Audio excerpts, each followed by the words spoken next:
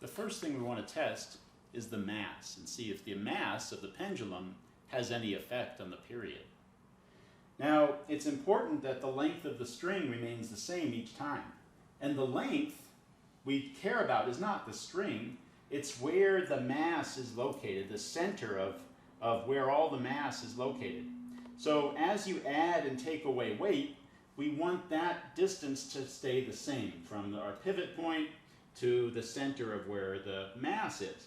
So I think this technique works pretty well. If you lay your quarters out in the bottom of a Ziploc bag, then as it swings back and forth, the mass is at a certain height, a certain distance from the pivot point, and as you remove and add quarters, that distance stays the same.